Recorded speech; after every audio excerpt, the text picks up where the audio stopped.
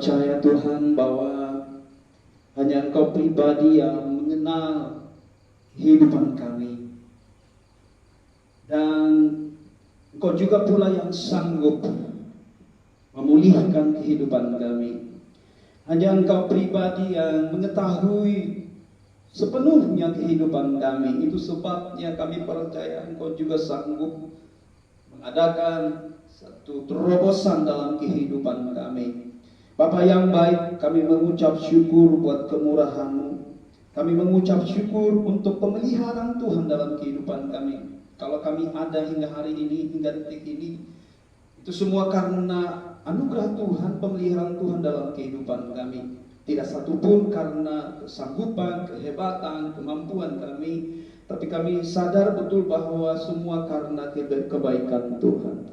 Kami bersyukur buat malam hari ini Tuhan, buat ibadah doa malam hari ini yang kami dapat selenggarakan semua karena kebaikan Tuhan. Doa hamba-Mu dimanapun kami berada Tuhan, buat seluruh jemaat Tuhan, bahkan buat saudara-saudara kami, teman-teman kami yang menyaksikan malam hari ini, biar kiranya Tuhan Engkau hadir di tempat di mana mereka ada. Bahkan di tempat ini Roh Kudus Engkau ada menaungi hati dan pikiran kami. Kami rindu semua diberkati oleh Tuhan. Siapapun hari ini Tuhan, daripada umat-Mu, teman-teman yang ada dimanapun mereka berada, yang sedang menyaksikan, baik di rumah, dalam perjalanan, baik dalam pekerjaan mereka, semua kami diberkati oleh Tuhan. Semua kami dilawat oleh Tuhan. Semua kami dijamah oleh Tuhan. Biar kekuatan Roh Kudus hadir hari ini. Yang sakit Tuhan disembuhkan, yang lemah Tuhan dikuatkan, berbeban berat mereka diberi kelegaan oleh Tuhan. Meneguhkan setiap iman dan pengharapan seluruh umat Tuhan. Bahkan kami Tuhan, kedua hamba-Mu suami istri yang boleh melayani malam hari ini, pengurapan Tuhan ada atas kami. Kami rindu melayani, melakukannya dengan hati yang bersuka cita di dalam Tuhan. Terima kasih Bapa, kami bersyukur. Jika sebentar kami mau merenungkan sebagian daripada firman Tuhan, berkati setiap kami. Pengurapan baru ada bagi kami, bahkan bagi hamba-Mu. Tuhan memakai bibir lidah hamba-Mu akan hidup hamba untuk menjadi saluran berkat bagi setiap kami. Terima kasih Bapa, kami bersyukur. Dalam nama Yesus kami berdoa. Haleluya. Amin, amin, amin. Puji Tuhan. Shalom. Shalom. Shalom. Shalom. Puji Tuhan. Tuhan kita baik, amin. Amin. Tuhan kita luar biasa.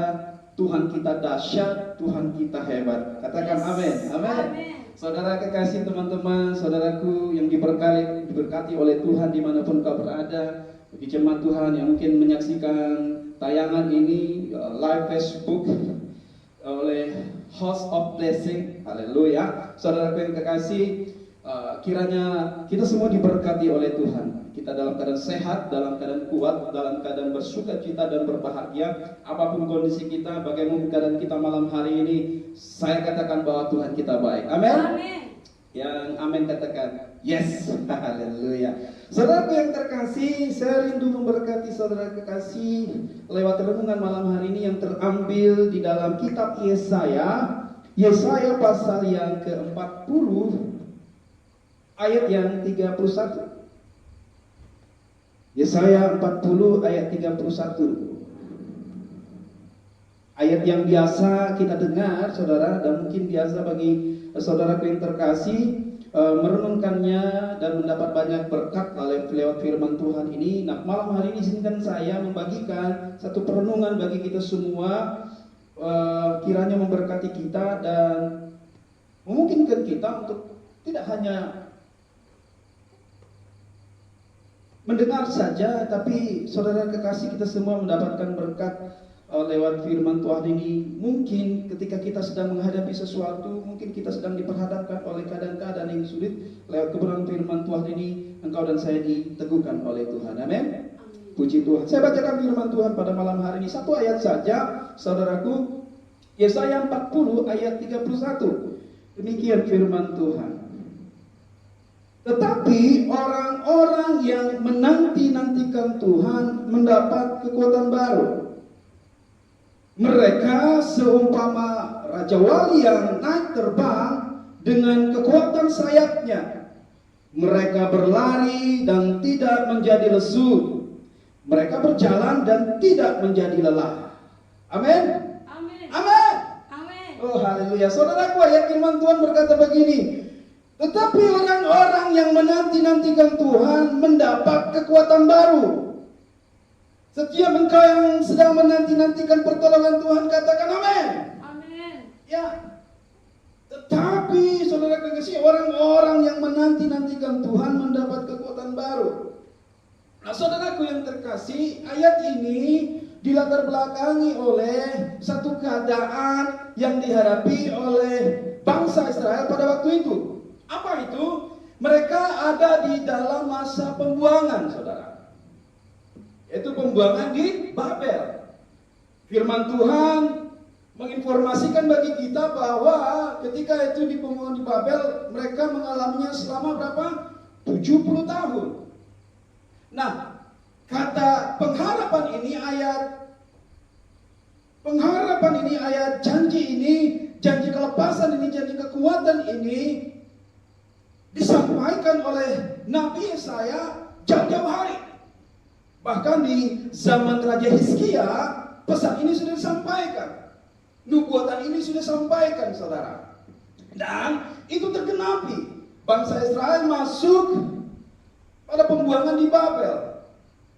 Nah, keadaan-keadaan itu, saudara yang kasih, mengakibatkan selama 70 tahun mereka dalam pembuangan di Babel menjadi tahanan, menjadi terdang, menjadi orang yang diperbudak, saudara kasih, tentunya mengakibatkan hal-hal yang buruk terjadi dalam kehidupan mereka. Sampai saudara itu kalau kita baca di ayat yang ke 27 berkata begini, mengapakah engkau berkata demikian hai Yakub, dan berkata begini hai Israel, hidupku tersembunyi dari Tuhan dan aku tidak diperhatikan Allahku. Jadi ternyata mereka bersungut-sungut atau mengalami satu keadaan dalam diri mereka berkata begini, hidupku tersembunyi dari Tuhan dan aku tidak diperhatikan Allahku. Dalam pengertian yang kita bisa ketahui, mereka mengalami satu seruan batin yang begitu menyakitkan, yang begitu menyedihkan, saudara. Sampai dikatakan kita nggak diperhatikan Tuhan lagi, kita diabaikan oleh Tuhan. Di dalam perkara dan pergumulan kita, Tuhan sudah meninggalkan kita. Tuhan sudah mengabaikan kita. Dia tidak memperhatikan kita lagi. Kalau kita boleh perhatikan, saudara, ini satu kondisi yang membuat mereka mengalami satu kesedihan yang begitu besar.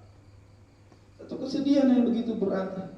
Satu penantian akan sebuah kelepasan. Satu penantian akan sebuah kemerdekaan, pembebasan dalam kehidupan mereka. Satu kondisi di mana kalau kita sadari pun kita mungkin tidak mampu dan tidak sanggup kalau kita berada pada keadaan kondisi itu. Tapi firman Tuhan berkata begini, tetapi orang-orang yang menanti-nantikan Tuhan mendapat kekuatan baru. Amin. Menjadi sebuah gambaran bagi kita, saudara, di dalam tiap pergumulan, tantangan hidup kita, apapun yang sedang kita alami hari ini, kiranya firman Tuhan meneguhkan engkau dan saya di dalam penantian kita akan pengharapan, akan pertolongan Tuhan. Kiranya meneguhkan engkau dan saya saat ini di mana kita sedang menghadapi satu situasi yang di luar dari kemampuan kita, meneguhkan kita dalam menanti-nantikan Tuhan untuk kita mengalami pertolongan Tuhan dari apa yang sedang terjadi dalam kehidupan kita. Kalau orang haus, saudaraku, minum pasti segar, benar ya? Kalau orang capek atau letih, istirahat, pasti dia akan pulih kembali, benar ya? Kalau dia lapar, ada yang lapar, makan, nambah, pasti kenyang. Kalau ada orang penat, saudara kasih, atau boring, kalau orang Jakarta bilang, pergi rekreasi, segar kembali. Tapi ketika kita mengalami kelemahan secara rohani, saudara, kepenatan secara batin Tidak ada yang sanggup memuaskannya. Tidak ada yang sanggup yang bisa memulihkannya. Tapi kalau engkau ada di dalam Tuhan, firman Tuhan berkata, engkau akan mendapat kekuatan baru. Amin. Engkau akan mendapatkan kekuatan baru. Kalau orang mengalami kelelahan secara fisik, saudara, itu dapat dipulihkan. Kalau orang mengalami kecapean, kelelahan, keletihan secara fisik, itu dapat dipulihkan dengan beristirahat. Tidur, minum, makan, bisa, saudara. Tapi kalau kita mengalami keletihan secara psikis, secara rohani, saudara,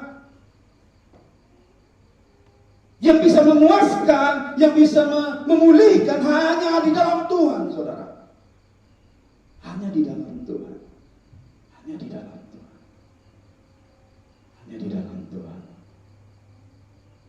Nabi Yesaya dalam nubuatan ini diperhadapkan dengan kondisi bangsa Israel pada waktu itu, di mana mereka mengalami kelelahan, keletihan, tidak hanya secara fisik, tapi juga secara psikis.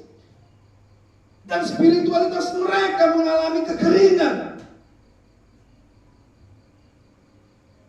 Dan bukankah hari-hari ini, akhir-akhir ini ada begitu banyak kita mengalami hal yang sama? Mungkin bentuk perjuangannya berbeda-beda. Mungkin bentuk tantangannya, permasalahannya berbeda-beda. Mungkin bentuk problema yang kita hadapi berbeda-beda. Ukuran besarnya berbeda-beda. Saudaraku yang terkasih. Tapi saya mau katakan, saudara, kekuatan, pertolongan, kemenangan yang hakiki itu hanya kita dapat, kita peroleh ketika kita ada di dalam Tuhan. Amin. Ada di dalam Tuhan, saudara.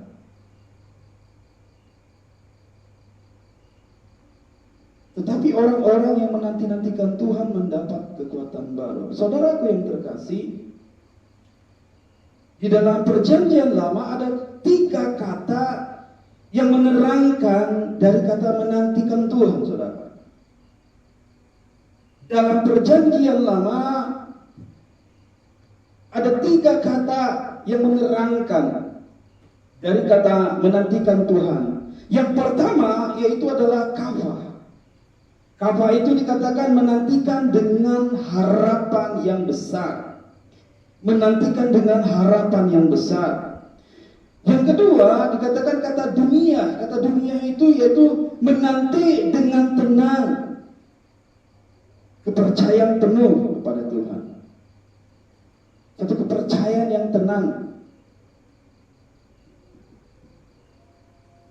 Yang ketiga dikatakan sakah, yaitu melekat dan merindukan.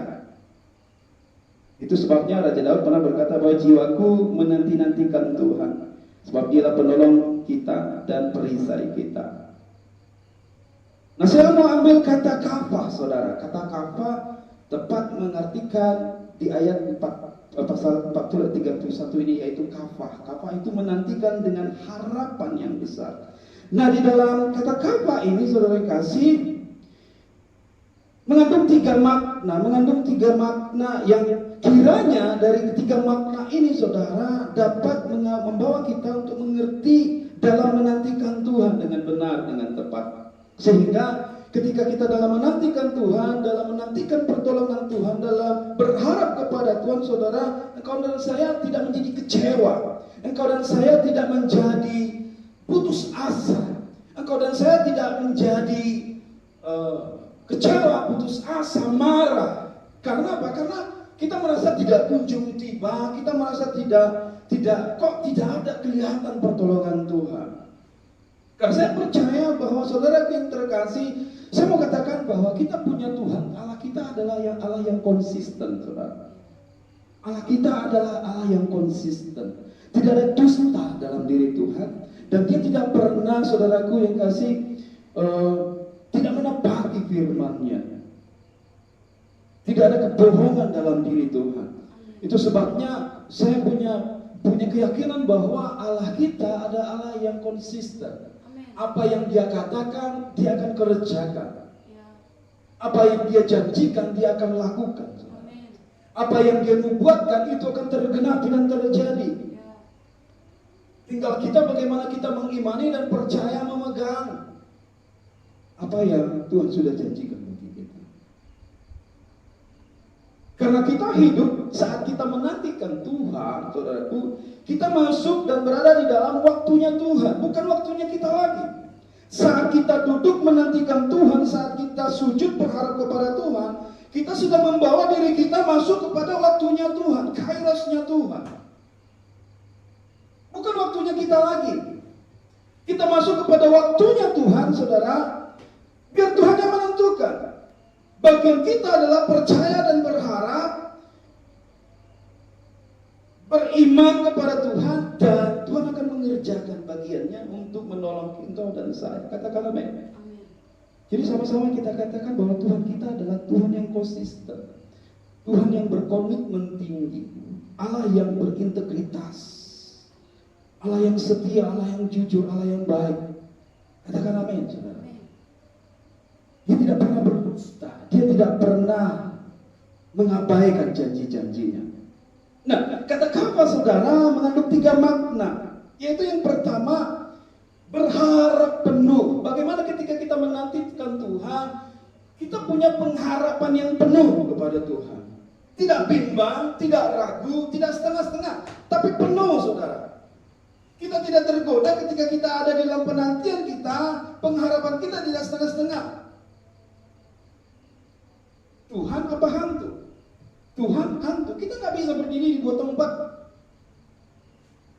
Kita nggak bisa berdiri di 2 tempat, meletakkan kaki kita di 2 tempat.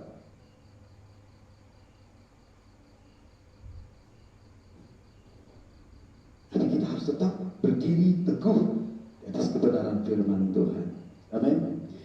Berharap penuh, yaitu menantikan Tuhan, berarti kita berharap penuh kepada Tuhan, tidak setengah-setengah, hanya kepada Dia saja kita berharap. Yeremia 17 ayat 7 berkata, apa saudara? Diberkatilah orang yang mengandalkan Tuhan. Dengarkan baik-baik, saudara. Diberkatilah orang yang mengandalkan Tuhan, yang menaruh harapannya kepada Tuhan. Amin. Tuhan teguhkan di dalam Yeremia 17 ayat 7 berkata, diberkatilah atau berbahagialah orang yang mengandalkan Tuhan, yang menaruh harapannya pada Tuhan. Meskipun sesaat ketika kita menantikan Tuhan, keadaannya berbeda, tidak sesuai dengan apa yang kita pikirkan. Keadaannya berbeda, tidak seperti yang kita harapkan. Tapi tetaplah berharap penuh kepada Tuhan. Amin. Jangan setengah-setengah. Jangan setengah-setengah. Jangan setengah-setengah. Oh, haleluya. Nah, saya percaya ketika kita berharap penuh kepada Tuhan, maka Tuhan akan menyatakan kuasanya, pertolongannya bagi kita. Orang yang berharap penuh kepada Tuhan adalah orang yang hatinya hanya percaya kepada Tuhan. Amin.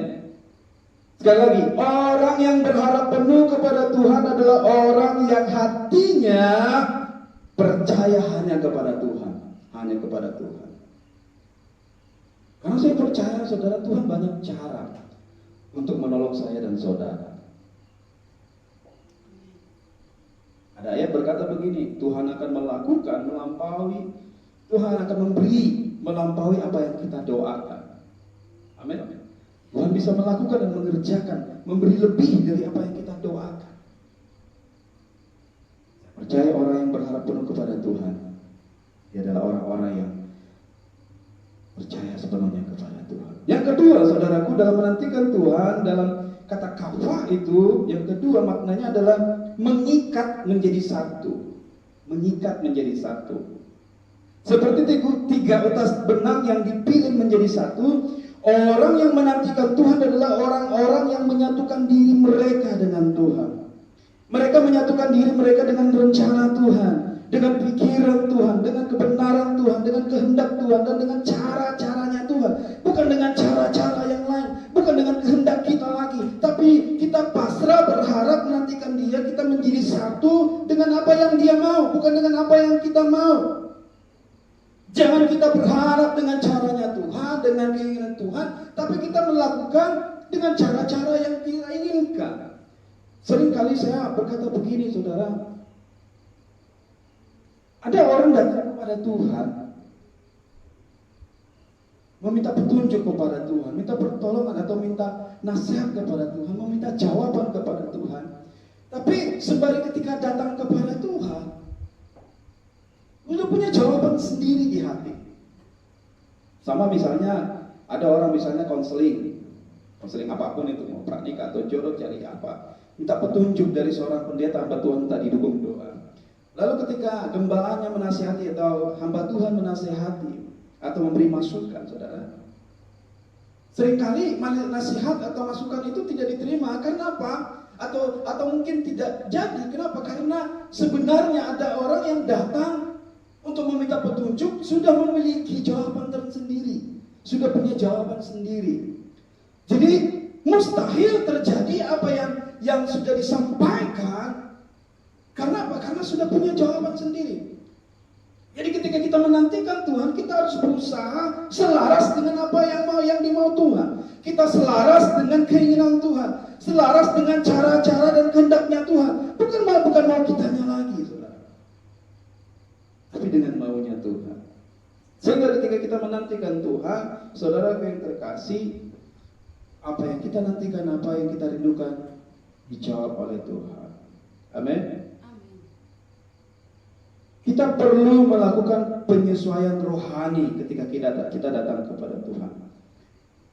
Dengan penyesuaian rohani yang kita lakukan, kita mengalami keintiman dengan Tuhan, dan Tuhan bekerja dalam kehidupan kita, dan Dia melakukan satu hal yang luar biasa terjadi dalam kehidupan kita. Nah, jadi saudaraku yang kekasih, dalam menantikan Tuhan, kita bisa melihat bahwa saat kita menantikan Tuhan, kita bisa lebih aktif daripada ketika kita tidak menantikan Tuhan. Artinya begini, saat kita menantikan Tuhan, kita bisa melakukan sesuatu kegiatan yang lebih baik daripada kita tidak melakukan apa-apa, saudara yang terkasih. Saat kita menantikan Tuhan, kita bisa merenungkan firman-Nya, kita bisa berdoa, bahkan kita bisa bekerja. Dan waktu kita bekerja, beraktivitas, saya percaya Tuhan juga sedang bekerja melakukan apa yang kita rindukan terjadi dalam kehidupan kita. Daud pernah berkata di dalam Mazmur 119 ayat 166, saudara berkata begini, aku menantikan keselamatan daripadamu ya Tuhan, dan aku melakukan perintah-perintah-Mu. Jadi saat kita menantikan Tuhan, kita juga bisa sambil melakukan kebenaran firman Tuhan, merenungkan firman-Nya, berdoa dengan sungguh-sungguh, dan kita menjadi satu di dalam kehendak-Nya Tuhan. Yang ketiga, saudara, dalam menantikan Tuhan, makna yang ketiga dikatakan menunggu dengan sabar. Pertanyaannya ini yang seringkali terjadi, saudara. Apakah kita bisa menjadi pribadi yang sabar saat kita menantikan Tuhan? Jadi waktu kita menantikan Tuhan, kita bisa melihat kualitas seseorang, integritas seseorang saat menunggu, saat menanti sesuatu. Apakah dia orang yang sabar? Apakah dia orang yang tekun? Atau apakah dia menjadi orang yang sungguh-sungguh? Atau menjadi orang yang gampang marah, cepat kesal, tidak sabaran, apalagi banyak hal. Di situ kita bisa menemukan integritas seseorang. Apakah dia orang yang sabar menanti? Apakah dia orang yang tekun menanti? Apakah dia orang yang penuh percaya kepada Tuhan? Kembali lagi, jika tidak sabar, beralih kepada cara-cara yang lain, beralih kepada cara-cara yang lain yang Tuhan tidak inginkan, saudara. Seringkali sewaktu kita menanti Tuhan, apakah kita menjadi orang yang sabar atau tidak?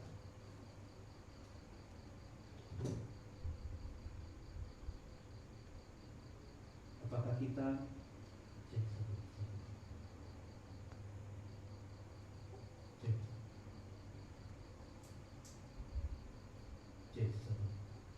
Bluetooth mode.